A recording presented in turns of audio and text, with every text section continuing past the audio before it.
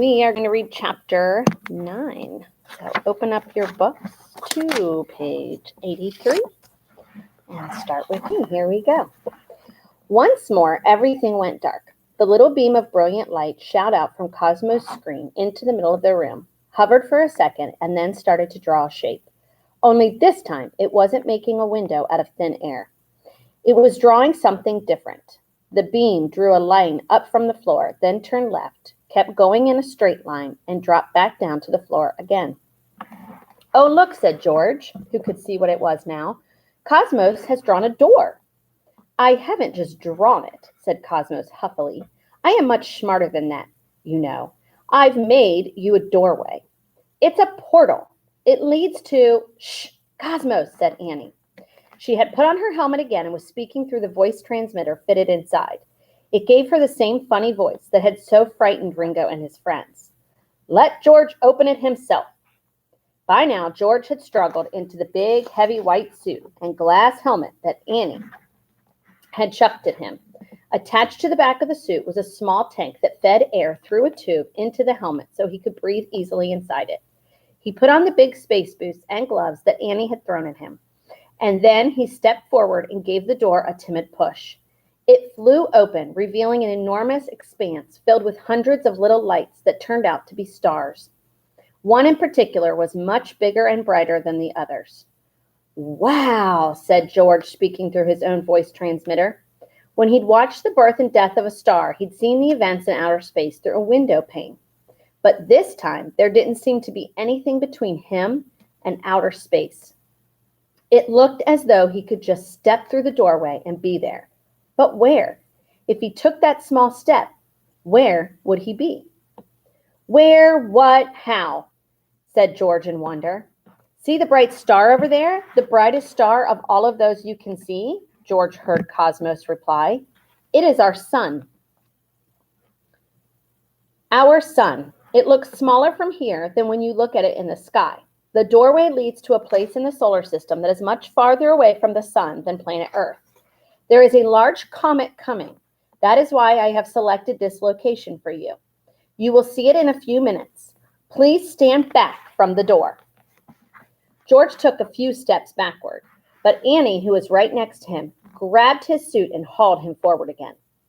"Please stand back from the door. A comet is approaching," said Cosmos, as though he were announcing the arrival of a train at the station. "Please do not stand too close to the edge. The comet will be traveling at high speed."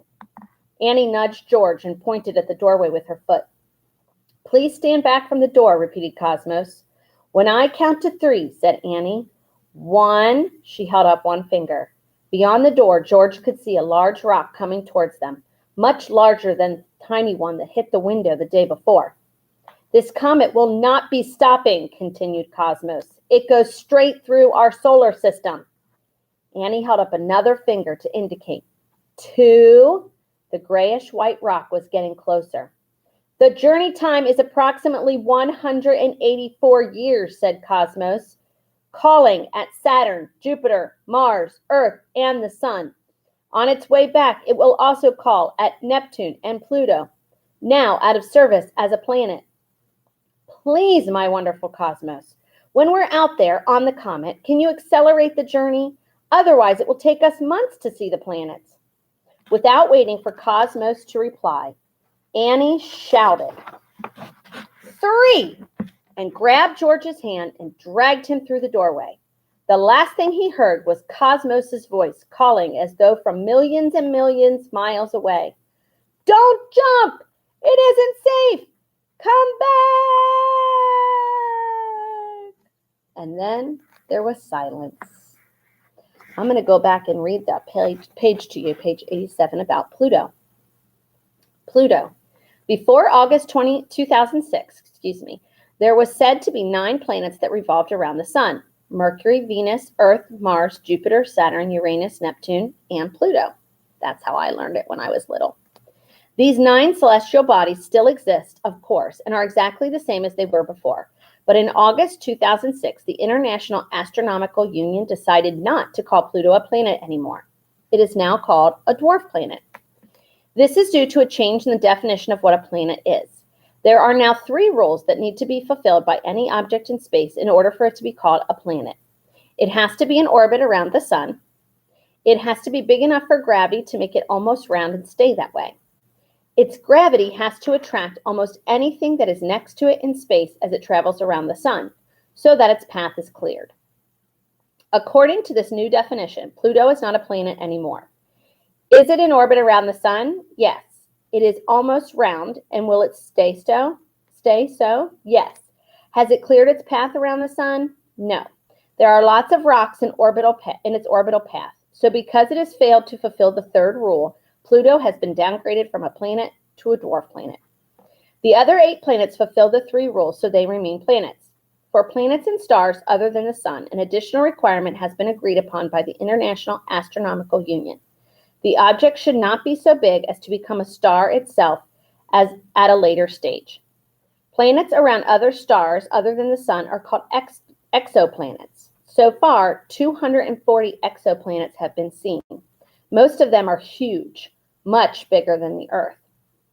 In December 2006, a satellite named Karat was sent into space. The quality of the detectors Karat is equipped with should allow for the discovery of exoplanets much smaller than before, down to about twice the size of Earth. One such planet was detected using other means in 2007. It is called Gliese 581c. All right, we're going to do chapter 10 next. Stay tuned.